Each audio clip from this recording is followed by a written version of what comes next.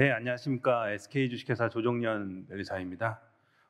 먼저 이렇게 큰 그 행사에 초대해 주신 애트리 센터장 박정숙 센터장님께 감사 말씀드립니다. 제가 실무하면서 좀 이제 공부했던 부분도 있고 아니면 경험했던 부분도 있기는 한데 그런 것들을 또 여러분들께도 도움이 될 수 있을 것 같아서 그런 내용들을 중심으로 한번 작성해 봤습니다. 오픈 소스와 특허라는 이제 주제에 대해서 설명을 드릴 건데요. 오픈 소스랑 특허는 사실 좀 상반된 개념입니다. 왜냐하면은 오픈 소스는 오픈, 열린 그런 누구나 쓸 수 있게 해 주는 건데 특허는 누군가에게 독점권을 주는 권리입니다. 그래서 서로 상반되긴 하는데 이 둘이 또 어쩔 수 없이 공존을 할 수밖에 없습니다. 그래 가지고 어떻게 하면 이 둘을 잘 이용해서 전략적으로 활용할 수 있을지 그런 방법에 대해서 설명을 드리겠습니다. 먼저 지식재산권 개요에 대해서 설명드리겠습니다. 여기 계신 분들이 아마 대부분 오픈 소스 쪽 업무를 하실 것 같은데 지재권 쪽 업무 하시는 분도 있기는 있지만 아무튼 대부분 오픈 소스 업무 하시면서 많이 듣던 용어들인데 좀 이제 헷갈리거나 아니면 체계적으로 이해하지 못하는 경우가 많이 있어서 이거를 한번 정리해 드리겠습니다. 먼저 메뉴에 보시면은 지식재산권이랑 지적재산권 같은 의미이고요. 최근에는 이제 법률이나 어떤 기관에서는 다 지식재산권이라는 용어를 쓰고 있어서 지식재산권이라고 저희 회사도 쓰고 있습니다. 그리고 영어로는 이제 IPR이나 IP 둘 다 같은 말입니다. IP라고 대부분 많이 쓰는데 IT 기업에서 IP라고 하면 또 인터넷 프로토콜의 약자로 또 헷갈릴 수도 있기 때문에 IPR이라는 용어도 좀 같이 쓰고 있습니다. 그리고 여기 표를 보시면요. 지식재산권이 가장 큰 개념이고요. 산업재산권과 저작권으로 나눕니다. 이거를 나누는 기준은 이제 주무관청이 어디냐에 따라 다릅니다. 특허청이 이제 주관하는 게 산업재산권이고 문체부가 주관하는 게 문체부 산하 이제 한국저작권위원회가 이제 관리하는 게 저작권입니다. 그리고 이제 산업재산권은 등록을 해야 권리가 생기지만 저작권은 창작과 동시에 권리가 생기는 게 차이가 있습니다. 특허권은 이제 발명을 보호하는 건데요. 기술이나 그런 것들을 보호하는 거고 물건이나 방법 다 보호가 가능합니다. 그리고 존속 기간 20년이고요. 실용신앙권은 이제 특허보다는 좀 더 간단한 이제 기술 같은 거에 대해서 보호를 하는 거고 이제 이건 방법은 안 되고 물건 쪽만 가능합니다. 존속 기간이 10년이고요. 디자인권은 이제 어떤 물품 겉에 표시된 이제 디자인을 보호하는 건데요. 이거는 이제 존속 기간은 20년입니다. 그리고 상표권은 어떤 이제 제품 이름 같은 것들을 보호하는 권리. 그래서 이거는 이제 다양한 이제 형태로 받을 수 있고요. 존속 기간은 10년입니다. 근데 이거는 갱신이 가능해서 이제 계속 갱신하면 계속 쓸 수 있습니다. 이 저작권은 이제 사람의 생각이나 감정을 표현한 결과물, 즉 창작물을 보호하는 권리죠. 그리고 이제 저작권은 기간이 깁니다. 저작권자 사후 70년. 회사 같은 경우에는 업무상 저작물로 해서 공표한 날로부터 70년입니다. 이렇게 권리들을 이제 좀 체계적으로 알면은 이제 업무하시는 데 도움이 될 겁니다. 그래서 이제 하나의 어떤 소프트웨어, 오픈 소스 소프트웨어 같은 거에도 이런 특허권이나 상표권, 저작권들이 포함되어 있습니다. 그 외에도 디자인권도 포함될 수 있는데 이게 자바 관련된 특허인데요. 왼쪽 보시면은 이거 자바 관련해 가지고 오라클이랑 구글이랑 소송한 거 있잖아요. 그때 쓰였던 이제 특허입니다. 이런 식으로 자바 안에도 특허도 관련돼 있고 상표권도 이건 우리나라에 등록한 상표인데요. 자바 상표 등록돼 있죠. 그리고 이제 저작권은 소스 코드 부분의 저작권이 인정됩니다. 소스 코드뿐만 아니라 다른 이제 UI나 그런 데도 저작권이 인정될 가능성도 있고요. 이런 식으로 여러 가지 지재권이 소프트웨어 하나에도 포함될 수 있다는 점 참고해 주시고요.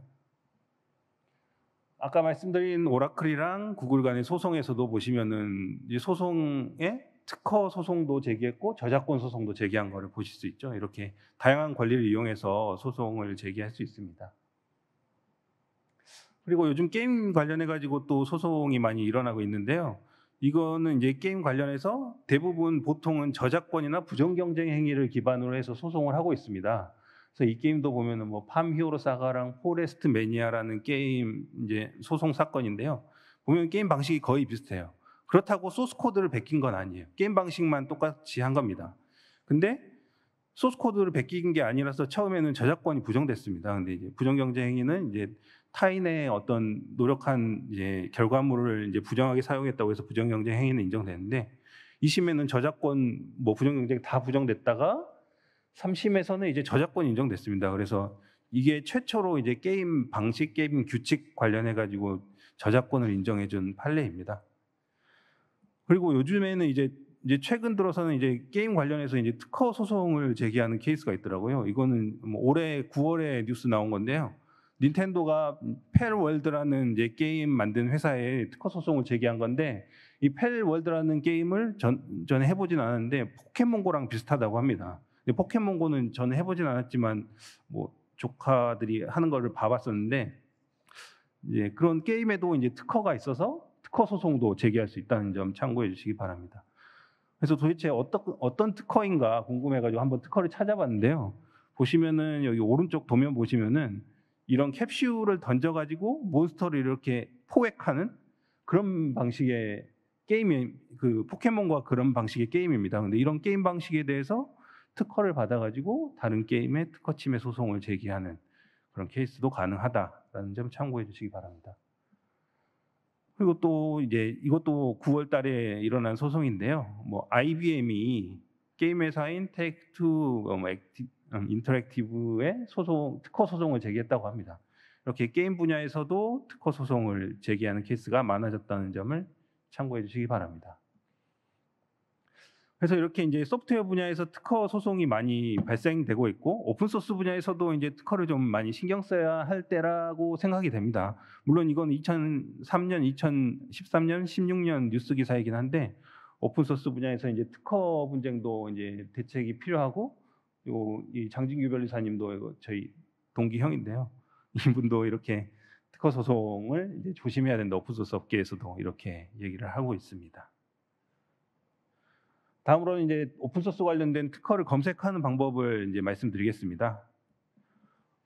되게 간단한데요. 이것도 이제 특허 업무 하시는 분들은 이제 당연한 거긴 한데, 오픈소스 업무 하시면서 좀 이제 특허를 한번 궁금해 하실 수도 있어서 방법을 좀 소개해 드리도록 하겠습니다.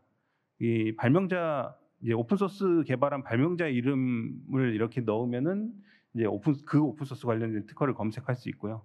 또 오픈소스를 만든 회사 이름은 출원인, 등록권자, 최종 관리자 칸, 이 칸에 이제 입력하면은 이제 그 오픈소스를 개발한 회사의 특허를 확인할 수 있습니다. 그리고 오픈소스 주요 기능에 대한 키워드로 검색식을 만들 수도 있는데, 이거는 약간 전문 영역이기 때문에 약간 1, 2번 이용해 가지고 검색하시면 좀 더 쉽게 검색하실 수 있습니다. 특허 검색 사이트는 여기 특허청에서 제공하는 이제 키프리스라는 사이트인데요. 여기 접속해서 하셔서 여기 특허 실용 신안 부분을 클릭하시면은 이렇게 상세 검색 메뉴가 나옵니다. 그래서 여기 아까 말씀드린 출원인, 뭐 발명자 이런 정보가 있는데요. 한번 이제 검색하는 방법을 이제 보여드리려고, 이제 리누스 토발즈 다 아시죠? 리누스 토발즈 리눅스 창시자입니다. 이분이 특허를 낸 게 있나 우리나라에 한번 검색을 해봤습니다. 오픈소스의 선구자죠. 검색을 해보면은 이렇게 3건 나옵니다. 근데 다 옛날에 한 거여서 이제 지금 다 소멸된 건데, 보시면 약간 특이한 부분이, 이제 발명자는 리누스 토발즈인데 출원인이 트랜스메타예요. 근데 트랜스메타가 리누스 토발즈가 근무했던 회사 이름이더라고요. 그래서 그 회사의 발명으로 이제 직무 발명으로 됐고, 근데 최종 권리자가 또 인텔렉추얼 벤처 펀딩이라고 돼 있어요. 근데 인텔렉추얼 벤처스라는 데가 되게 최초에 되게 유명한 특허 전문 기업, 뭐 패튼 트롤이라고 하죠. 그런 특허 전문 기업인데 그 회사에 최종으로 이렇게 넘겼더라고요. 그래서 이것도 아마 리누스 토발즈가 직접 그런 건지 모르겠지만 아무튼 오픈 소스 관련된 특허일 텐데, 분명히 이것도 리눅스 관련된 특허일 텐데, 이거를 이용해서 뭔가 특허를 이용한 수익화를 시도하지 않았나. 더 파보면 이제 알 수 있는데, 그 여기에서 좀 이제 일단 멈췄습니다. 이 정도로 특허를 이용해서 여러 가지 정보를 알 수 있다는 점 참고해 주시기 바랍니다. 그리고 이 내용을 클릭을 하면은 좀 더 상세한 내용을 보실 수 있고요. 여기서 여기 공고 전문을 클릭하시면은 특허청 공보를 이렇게 확인하실 수 있습니다. 여기 보면은 트랜스메타 이렇게 미국 회사로 다 나오죠. 이런 식으로 이제 오픈 소스 관련된 특허가 뭐가 있는지 궁금하시면은 업무하시다가 한번 찾아보시는 것도 그 관련 괜찮은 방법입니다. 이제 오픈 소스 라이선스의 특허 보복 조항에 대해서 설명드리겠습니다. 오픈 소스 라이선스에서 이제 특허랑 관련돼 있는 부분이 가장 관련된 부분이 특허 보복 조항인데요. 특허 보복 조항은 간단하게 설명드리면 이제 대부분 아시겠지만 이제 오픈 소스 라이선스는 결국에는 저작권 메인이 저작권입니다. 소스 코드를 사용할 수 있게 해주는 거기 때문에 저작권 라이선스를 부여하는 거이긴 한데 거기에서 이제 특허도 있을 수 있거든요. 그 오픈 소스를 개발한 사람이 특허도 출원을 해가지고 등록받은 게 있을 수 있기 때문에 그 저작권 라이선스만 주고 특허권 라이선스는 안 주면은 이제 오픈 소스를 썼다가 특허 침해 소송을 이제 받을 수도 있습니다. 그래가지고 이제 어떤 이제 오픈 소스들은 뭐 아파치나 뭐 그런 오픈 소스들은 특허 라이선스를 이제 명시적으로 좀 부여를 하고 있습니다. 그래서 이제 저작권뿐만이 아니라 특허 라이선스도 부여하는 거기 때문에 마음 놓고 사용하세요. 이런 이제 취지로 이런 내용을 넣은 거죠.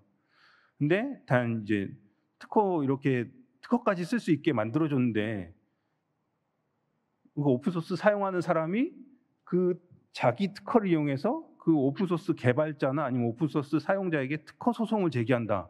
그러면은 이제 오픈 소스 만든 사람은 마음대로 쓸 수 있게 해줬는데 제3자가 자기가 사용하면서 이런 거를 마음대로 그 특허 소송을 걸면은 약간 무분별하게 특허 소송을 하는 거다. 오픈 소스 정신에 어긋난다라고 해서 이제 그런 이제 특허 보복 조항으로 만약에 그런 식으로 특허 소송을 제기하면은 특허 라이선스가 해지된다라는 내용이 포함되어 있는 이런 내용의 조항을 특허 보복 조항이라고 일반적으로 얘기를 합니다. 다른 용어로도 많이들 얘기를 하긴 하는데 대부분 특허 보복 조항이라고 많이 얘기하는 것 같아서 이렇게 썼습니다. 그래서 제일 유명한 뭐 아파치 라이선스를 특허 보복 조항을 보시면요, 3조에 있는데 보시면은 뭐 컨트리뷰터가 당신에게 뭐 특허 라이선스를 부여합니다. 그랜트합니다. 그런데 만약에 당신이 특허 리티게이션, 특허 소송이죠. 특허 소송을 누구한테 제기하면은 특허 라이선스가 터미네이트 된다, 해지된다. 언제? 그 리티게이션을 제출한 소송을 제기한 날, 소장을 제출한 날에 터미네이션 된다. 이런 식으로 되어 있습니다. 그래서 이런 특허 보복 조항이 이제 오픈 소스와 관련해서 있고요. 이제 오픈 소스 라이선스별로 한번 이제 특허 보복 조항을 정리해 봤는데요. 아파치 라이선스 아까 말씀드린 것처럼 조항이 있었고, 이제 특허 소송에 이제 그냥 소송 제기한 것뿐만 아니라 뭐 카운터 클레임이나 크로스 클레임 하는 경우에도 이제 특허 보복 조항이 적용된다고 되어 있습니다. 해지 범위는 이제 저작권 라이선스는 그대로 유지되고 특허 라이선스만 이제 해지되는 걸로 되어 있고 조항이 이런데, 여기 카운터 클레임이랑 크로스 클레임이 뭐냐면은, 여기 카운터 클레임은 만약에 어떤 사람이 이게 특허 소송, 너 특허 침해야 이러면은 이렇게 너도 내 특허, 피고도 이제 특허가 있다면 너도 내 특허 침해야 이렇게 하면은 이게 카운터 클레임입니다. 그리고 크로스 클레임은 이제 원고가 어떤 두 명이 같이 쓰고 있어가지고 두 명한테 이렇게 특허 침해를 이제 동시에 걸었는데 이런 식으로 이제 피고 1이 갑이고 피고 2가 을입니다. 저희 회사가 보통 이 피고 2 을이거든요. 그래가지고 계약상 이렇게 어떤 지재권 이슈가 있을 때 책임지는 조항이 있습니다. 계약서에. 그래가지고 이런 식으로 소송 걸리면 네가 책임져라라고 해가지고 이렇게 소송을 거는 게 이제 크로스 클레임이라고 합니다. 그래서 이런 케이스까지 다 포함해서 이제 특허 보복 조항이 이제 적용되는 거고요. EPL도 비슷한 내용으로 이렇게 돼 있습니다. 근데 MPL은 이제 좀 다른 게 확인 소송이나 아니면 카운터 클레임이나 크로스 클레임은 제외한 직접 특허 소송 건 때만 이 특허 보복 조항이 적용됩니다. 이게 그 카운터 클레임이나 크로스 클레임은 약간 그 뭐 자의적으로 공격한 것보다는 내가 당했으니까 이렇게 방어 목적으로 하는 경우가 많이 있거든요. 그래서 이거는 좀 면제해주겠다 이런 식으로 한 걸로 파악됩니다. 그리고 GPL 3.0에도 이제 같은 내용이 있는데요. 이제 라이선스 해지 범위가 좀 명시적으로 돼 있지는 않은데, 아무튼 뭐 그 자기네가 정하지 않은 방식으로 프로퍼게이션을 하면은 특허 및 저작권 라이선스가 이제 해지된다라고 돼 있기 때문에 뭐 아무튼 특허 보복 조항이 적용되더라도 비슷하게 이게 해지되지 않을까 싶어서 이렇게 둘 다 일단 해지된다는 범위로 포함시켰습니다. 이런 식으로 특허 보복 조항이 있고요. 다른 라이선스에도 이제 또 많이들 있습니다. 그래서 이건 설명드렸고, 네. 그래서 이제 특허 보복 조항이 어떻게 그럼 발현되느냐 실제로 일단은 처음 케이스는 이런 식으로 사용자랑 개발자가 있는데 사용자가 개발자한테 직접 특허 침해를 이제 주장한 케이스입니다.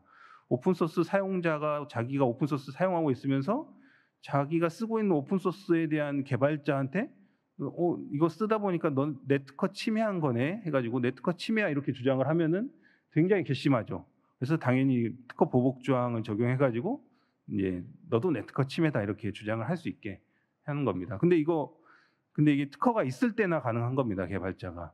그래서 만약에 특허가 없는 경우에는 사용자가 괘씸하게 자기가 쓰면서 자기 특허 침해다라고 그 소프트웨어 개발해 준 사람한테 특허 침해 주장해도 개발자는 이거 특허 침해가 아니라고 할 수도 없어요. 또 이제 저작권 라이선스는 아까 해지가 안 되는 경우가 많이 있었기 때문에 저작권 침해도 주장을 할 수가 없어요. 이거 굉장히 억울한 경우죠, 개발자 입장에서는. 그래서 어떤 소프트웨어 개발하거나 아니면 오픈소스 개발하시는 분들은 꼭 관련된 특허도 확보해 놓으시는 게 이런 억울한 경우를 방지할 수 있는 그런 방법입니다. 그리고 두 번째 케이스는 이제 오픈소스 사용자가 이제 개발자한테 소송을 거는 게 아니라 다른 사용자한테 이게 특허 소송을 거는 겁니다. 사용자 1이 사용자 2한테 내 특허 침해다 이런 식으로 하면은 이제 이것도 이제 특허 보복 조항이 적용되는 거긴 하지만 사용자 2한테는 뭐 어떤 권리가 없죠, 보복 조항에 대해서. 그래서 개발자한테 이제 이것 좀 방어해 주세요 요청해 가지고 개발자가 특허를 가지고 있으면은 이런 식으로 특허 침해 소송을 이쪽으로 제기를 해줄 수 있겠죠. 그러면은 요거를 제기한 거랑 요거랑 어차피 별개 사건이니까 그냥 따로 진행될 수도 있긴 하지만 적당히 이렇게 합의해 가지고 끝낼 수도 있겠죠. 근데 만약에 개발자나 기여자가 협조를 안 해주면은 방어 요청해도 이런 식으로 거절하겠죠. 근데 이게 사실 이거는 이 협조해주는 케이스가 거의 없을 걸로 예상됩니다. 왜냐하면은 이게 그 특허 소송 하나 하면은 최소 2~3년인데 1심만 해도 최소 2~3년 걸리고 비용도 우리나라는 뭐 몇천만 원에서 몇억 들고 미국 같은 경우에는 뭐 몇 억에서 몇십억까지 드는데 이걸 이렇게 협조해 줄 정도면은 둘이 엄청나게 긴밀한 관계가 아니면은 사실 협조해 주기 어렵죠. 그래서 이제 커뮤니티 활동을 많이 하거나 좋은 관계로는 이제 부족할 것 같고 아주 긴밀한 관계, 뭐 파트너십을 맺거나 뭐 그런 식의 관계가 있어야지 가능할 것 같습니다. 마지막으로 이제 특허 보복 조항을 이제 전략적으로 활용하는 방안을 이제 설명드리겠습니다. 이거는 이제 제가 실무하면서 그냥 생각했던 이제 전략적 방안들인데요. 첫 번째는 이제 오픈소스 다 하고 계실 수도 있긴 한데 기업들이 오픈소스를 개발을 해가지고 이제 배포를 할 때 그냥 배포하지 않고 좀 특허 관련해가지고 좀 검토를 할 필요가 있습니다. 왜냐하면 그 오픈소스 이렇게 오픈을 하면은 이제 배포를 하면은 이제 만약에 이게 특허 라이선스 부여 조항이 있으면은 회사가 이제 특허를 나중에 쓰려고 해도 이 오픈 소스로 이미 특허 라이선스를 줘버린 상황이기 때문에 특허 침해를 주장을 못하는 케이스가 발생할 수 있어요. 그래서 그러니까 오픈 소스를 뭐 개발해서 하거나 기여해서 이제 뭐 기터브나 그런 데 올린다라고 할 때 사전에 꼭 이 특허팀이랑 협의를 해가지고 이 핵심 특허 회사 핵심 특허랑 좀 관련 있는 오픈 소스인지 내용이 그걸 확인을 하실 필요가 있습니다. 그래서 구체적으로 이제 방법을 이제 보면은 뭐 배포 예정인 오픈 소스가 이제 뭐 아파치나 뭐 아까 MPL, EPL 그런 뭐 그런 거 같은 특허 라이선스 조항이 있는지 있는 라이선스를 적용해서 오픈할 건 배포할 건지 그거를 확인하시고 만약에 그런 이제 특허 라이선스를 이제 부여하는 라이선스이면은 회사 특허랑 이제 매칭되는지 확인을 해야 됩니다. 내용을. 그래서 혹시나 핵심 특허랑 이제 매칭이 된다라고 하면은 오픈소스 배포하면 안 되겠죠. 왜냐하면 회사에서 이 특허로 돈 벌려고 했는데 오픈소스 때문에 돈 못 벌게 되면은 되게 큰 이슈잖아요. 그래서 이거는 꼭 이제 배포를 취소해야 되고 핵심 특허가 아닌 경우에는 이제 배포를 해도 되는데 그래도 혹시나 매칭되는 특허가 있었으면은 이게 지금은 핵심이 아니더라도 나중에는 뭐 공격용으로 활용하거나 아니면은 뭐 수익화로 활용하거나 할 수 있거든요. 그래서 그런 걸로 변경이 되는지 그 특허가 한번 모니터링을 꼭 하시는 게 좋습니다. 그래서 이거는 오픈 소스 관련 팀이랑 특허팀이랑 꼭 이게 협업을 해 가지고 업무를 했으면 좋을 것 같습니다. 이제 저희 회사도 이렇게 제대로 하고 있지는 못한데 아무튼 그러면 좋을 것 같습니다.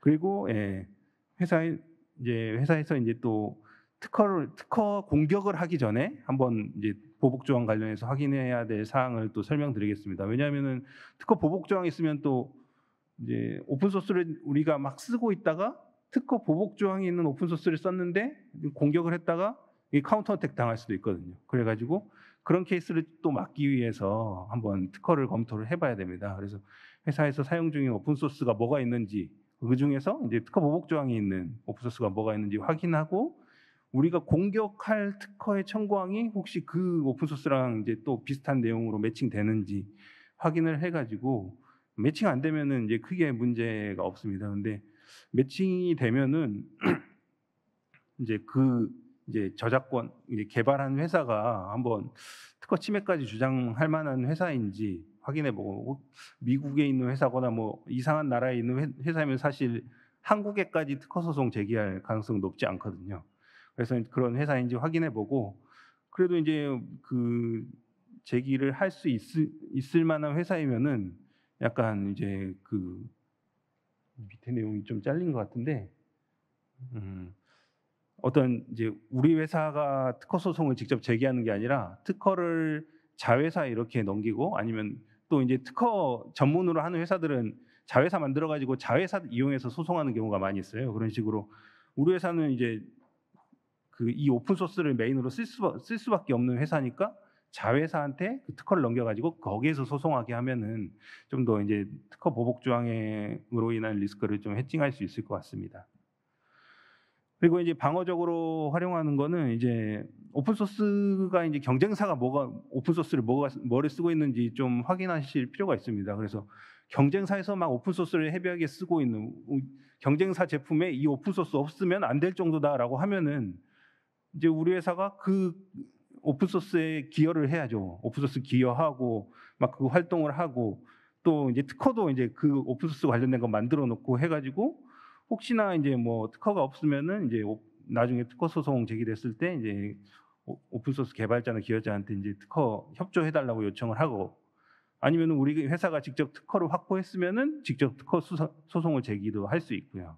이런 식으로 방어 목적으로도 특허 보복 조항을 활용할 수 있다는 점 참고해 주시기 바랍니다. 그래서 이제 오픈 소스 특허 보복 조항을 이제 각 회사들이 이제 유형별로 활용할 수 있을 것 같은데요. 일단 MP 특허 전문 회사들은 원래 소프트웨어 특허는 공격하기 어려웠어요. 좀 왜냐하면 소프트웨어 내부 알고리즘이 어떻게 되어 있는지 모르니까. 근데 오픈 소스는 이제 고지문에 다 공개를 해놓습니다. 그래서 이 오픈 소스 썼으면은 특허 침해다라고 명확하게 증거를 확보할 수 있기 때문에 조만간 오픈 소스를 이용한 이제 MP가 활동하지 않을까 싶습니다. 그래서 뭐 오픈 소스 관련 특허풀도 운영할 수 있을 것 같고요.